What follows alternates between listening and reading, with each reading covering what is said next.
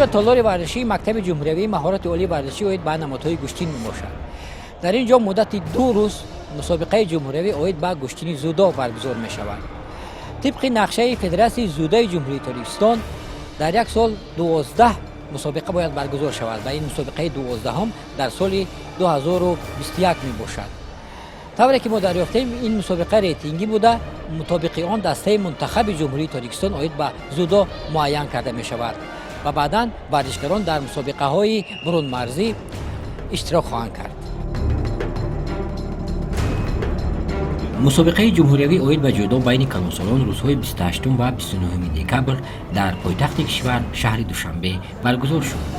رقابت‌ها در تالار مؤسسه دولتی مرکز جمهوری تیاری المپی دسته‌های منتخب صورت گرفت که در آن ورزشکاران از روی 7 وزن بین هم وارد رقابت شدند.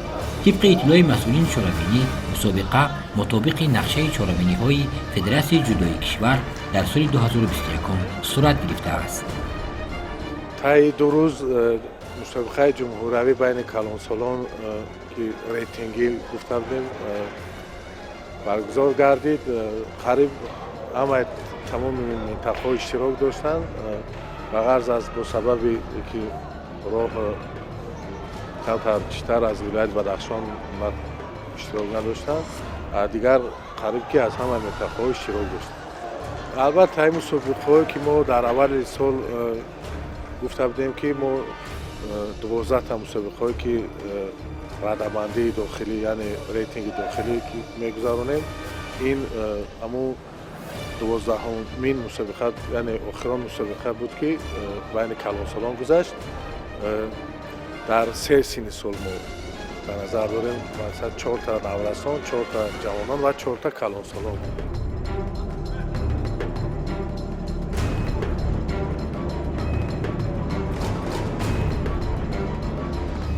برابری به تالار وارد شدن در نظر ما لوحه و آویزه ها از مسابقه های گوناگون که کدام وقتی در این تالار برگزار شده بود به نظر می رسید. اما یگان آویزه و لوحه‌ای که از برگزاری یک مسابقه جمهوری در اینجا دارد دهد به نظر نمی رسید. تنها در یک گوشه تالار یک چارچوبه خالی می ایستاد و خلاص. شاید مسئولین این طرف کار را برای گذراندن یک مسابقه جمهوری چندان مهم ندانستند.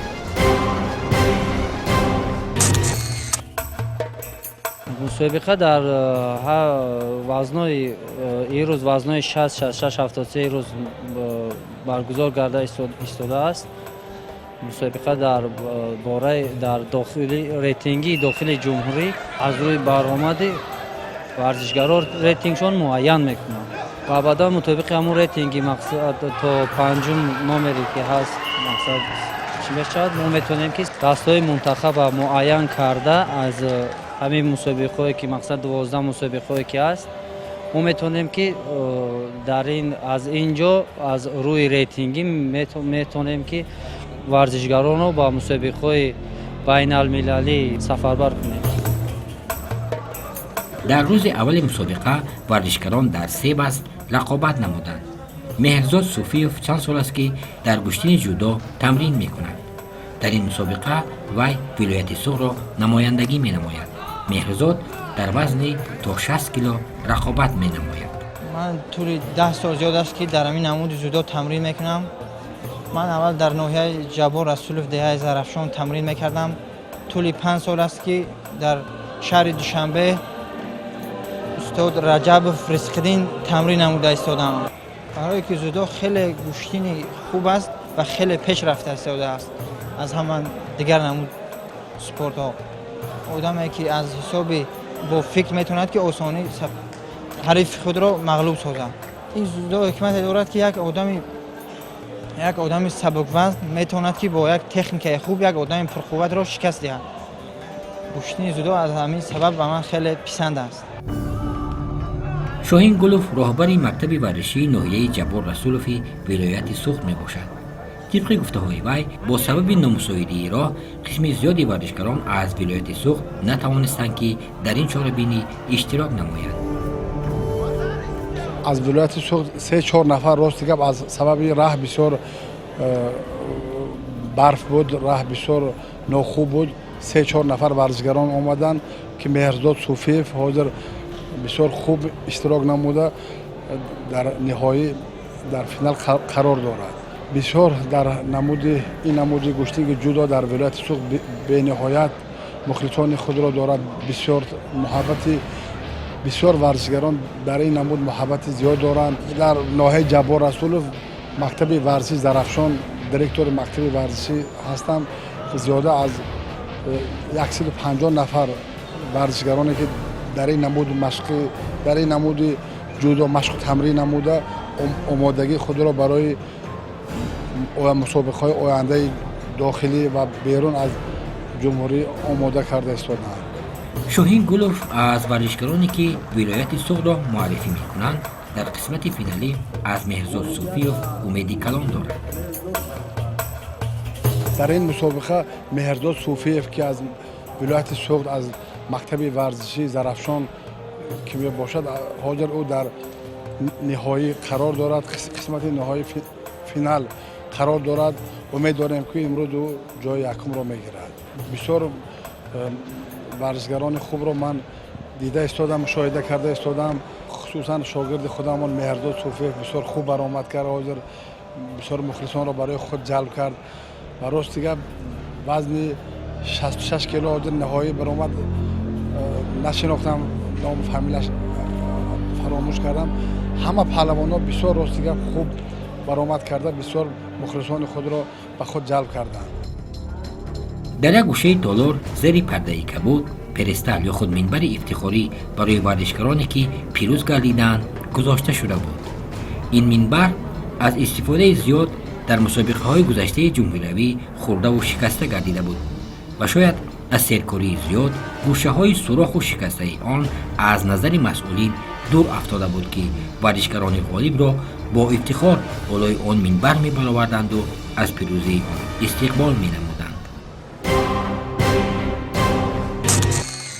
البته ما چون چند مسابقاتی که زیاد گذراندیم البته خطاگی‌ها زیادتر بودن در مسابقات اول ما امر اوسا برطرف کردیم. البته به کمبودی نمی شود حالا که در چمپیونات جهان در بازی‌های المپیک خطاگی‌ها هست ولی ما حرکت و کوشش میکنیم که با نیم سالی که آینده ما امر با اصلاح‌تر و برطرف کنیم. از این مسابقه ورزشکاران خوب بالای قدمند را انتظار چهره‌های نو در 2021 و از سال نو با مسابقه نقض خوب میگذاریم که چهره‌های نو معلوم کنیم. نیمه‌نهایی فینالی می شود بعداً معلوم میکند جایهای یکم دوم سوم را. در وزن تا 60 کیلو مقام سوم را ورزشکاران امیرجان عزیزاللهیف و عمر شیروف صاحب گردیدند. برای مقام اول در این وزن مهرزاد صوفیوف و بنیامین نظروف بین هم رقابت نمودند. در نهایت مهرزاد صوفیوف غالب این وزن گردید. رقیب من کمتر از سبب 20 سال از من خردتر بود. من اون را با آسانی مغلوب ساختم. مقصد ما هدف مهنت را زیاد نموده در بیرون از کشور میخواهیم که داستان را معرفی کنیم. یکم صفت که من کمتر حریفم قدش کمتر بلندتر بود از همین حساب من اون را با یک وزری مغلوب ساختم. امیدها فقط همین مقصد همین است که در همین 2024 بازی المپیک است. فقط هدف همون بازی المپیک اشتراک کردن.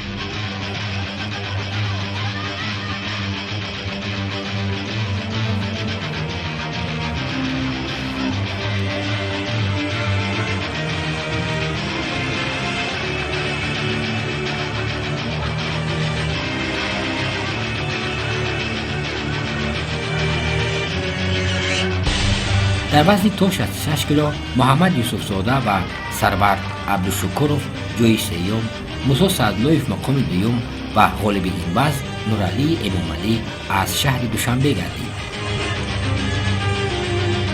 رقیب من خیلی رقیب پرقوت بود. من توانستم که با او با یک برساک افغان کودکیم از صنف پنجمی падарам тарбия доданд хеле то якум курс шуданам айни ҳол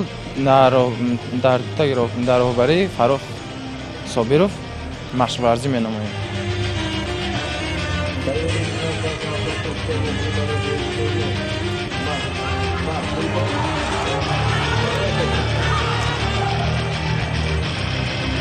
муҳибуллои Саидбашир ва Фаррухҷон Баротов дар вазни то 73 кило соҳиби мақоми сеюм гардиданд.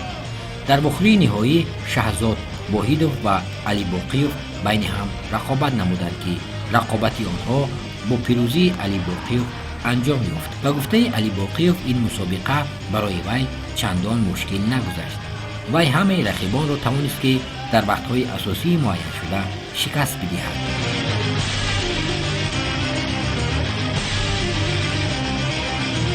дар ин мусобиқа дар вазни 73 килограмм сазовори ҷои аввал гаштам. тайёрии мо ба ин мусобиқа хеле хуб буд ва медали тиллоро ба даст овардем. бозии финалии ман Воҳидов Шаҳзод буд ки ман бо ин рақиби худам бори дуюм аст рақобат мекунам, дастболо мешавам. рақобатҳои ман ки тайёрии мо хуб буд ба вақти асосӣ ҳамаш анҷом ёфт. ба вақти тиллоӣ ту накашид гӯштинои ман. зудо яке аз беҳтарин варзишҳо дар тамоми дунё мебошад ва намуди варзиши бениҳоят қин аст. зудо бениҳоят меҳнату заҳмати зиёд дар машқ талаб мекунад. касе ки меҳнат мекунад натиҷаша мегирад. дар таърихи 29 декабр мусобиқа идома ёфт. дар ин рӯз варзишгарон дар 4 вазн вориди рақобат шуданд. ба гуфтаи сармураббии мунтахаби ҷудои кишвар Муҳаммад Абдурахмонов, ин мусобиқа рейтингӣ буда паҳлавонон мутобиқи ҷойҳои ишғол намудаи худ соҳиби холҳои муайян мегарданд ки барои иштирокашон дар мусобиқаҳои байналмилалӣ заминаи хубе фароҳам меоварад. ин рейтинги яъне 700 хол барои ҷои аввал, барои ҷои дуюм 490, барои ҷои сеюм 350 хол дода мешавад. албатта мо дар аввали сол, яъне аз 8 январ то 25 дар давлати бародар ҳамсояи мо Ӯзбекистон машқҳои дастаҷамонаи байналмилалӣ мегузарад. мо ҳатто варзишгарон бояд барои машқҳои дастаҷамона низ бояд омодаи хуб бошанд. мо амира гузарондем ки ҳолати варзишгаронро бинем ки дар кадом ҳолат қарор доранд, яъне ба тайёр ҳастанд ба машқҳои тамринои дастаҷамонаи байналмилалӣ ки мегузарад. албатта мо дидем хеле бачаҳо дар ҳолати хуб ҳастанд ва баъзе бачаҳо яъне номеро як моҳ ки баъд аз мусобиқоти соли тӯлонӣ дидем ки камтар истироҳат карданд ва мо онҳоро низ ба машқҳои дастаҷамона сафарбар мекунем.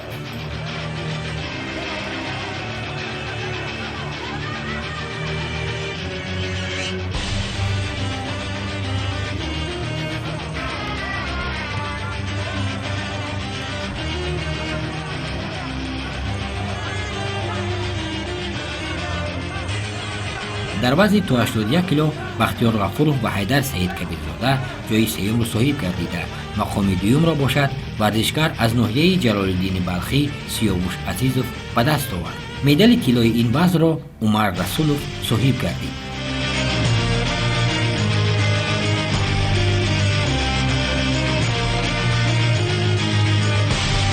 дар вазни 81 килограмм қувваозноӣ карда сазовори ҷои аввал шуда. тӯли 2 рӯз аст ки дар ин мусобиқа мо иштирок мекунем.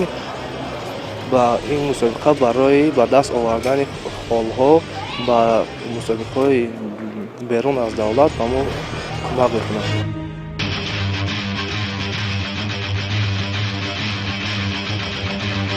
мақсадулло Зоидов ва Раҳматулло Мирзоев дар вазни то 90 кило соҳиб ҷоиза гардиданд. дар рақобати финалӣ Кароматулло Ҳакимов бо Ҷаҳонгир Бобоев байни ҳам хеле талош карданд ва билохира Кароматулло Ҳакимов дар ин вазн пирӯз гардид.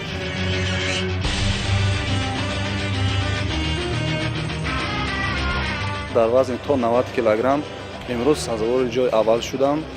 дар болои 4 ҳарифи худ дастболо шудам. ман имрӯз шод мебошам ки дар Тоҷикистон чунин мусобиқаҳои бонуфуз мегузарад. ин сабаби он мешавад ки ба мо кӯмак мекунад ки ба мусобиқаҳое ки байналмилалӣ мо сафар мекунем барои мо осонтар мешавад дар он ҷо гӯштини бигирем ё ин ки ҳунарнамои худро нишон бидиҳем. мо аз мураббиён аз нафароне ки ин мусобиқаро ташкил карданд хеле шод мебошам.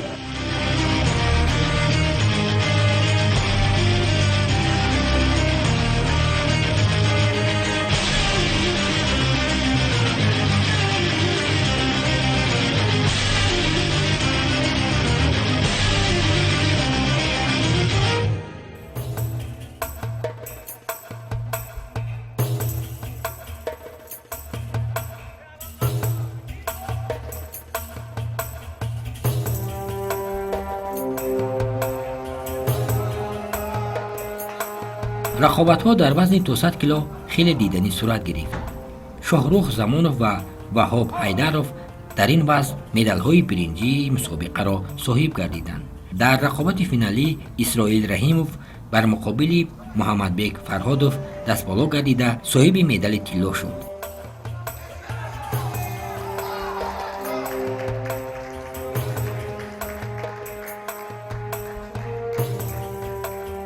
имрӯз дар мусобиқаи ҷумҳурӣ мусобиқаи рейтингӣ ҷои аввал шуда бо 3 ҳарифи худам дастболо шуда сазовори ҷои аввал гаштам ва мо аз он шодем ки чунин мусобиқаҳоро барои мо ҷавонон баргузор мегардонанд.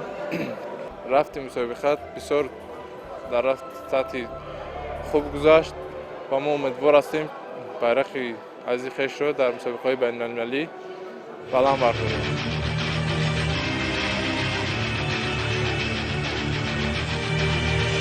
дар вазни ҷамъи 100 кило файзалӣ яхшибеков бо азиз зарифов мақоми сеюмро ба даст оварданд. дар вохӯрии финалӣ паҳлавонони сангинвазн иброҳим элмуродов ва мадёр солеҳов хеле бо ҳам талош карданд ва ин вохӯрӣ дар ниҳоят бо пирӯзии иброҳим элмуродов ба поён расид. дар вазни ҷамъи 100 кило озмӯӣ кардам. дар имрӯз аз 2 ҳарибам дастболо шудам ва медали якумро сазовор шудам. ман бисёртар ин мусобиқаи байни калонсолҳо буд. якум маротиба ман чемпион шудам дар ин мусобиқа. мураббии ман раҷабов ризқиддин ба ӯ миёдории худро мегӯям ки ӯ ба ман ёрӣ расонд, кӯмаки калон кард ва ман сазовори медали тилло гаштам.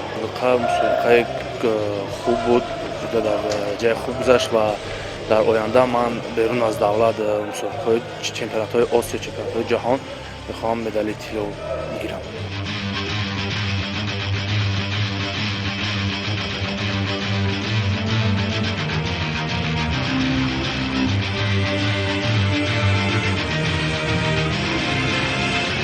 ҳамин тариқ охирин мусобиқаи ҷумҳуриявии миёни калонсолон оид ба ҷудо дар соли 2021 ба поён расид. дар ин мусобиқа ки рейтинги дохилии варзишгарони моро маълум мекард, варзишгарони шинохтаи мо ки Тоҷикистонро дар мусобиқаҳои байналмилалӣ муаррифӣ мекарданд, аксаран иштирок надоштанд. иштирок накардани онҳоро ба ду маънӣ метавон шарҳ дод. аввал, шояд масъулин ҳамин тавр як нав карда нақшаи чорабиниҳои худро дар соли 2021 ба субут расонданду масъулиятро аз сари хеш дур сохтанд. ва ё шояд ки паҳлавонони номии мо аз ин пас ҷои худро барои иштирок кардан дар мусобиқаҳои байналмилалӣ ба дигарон бахшиданд.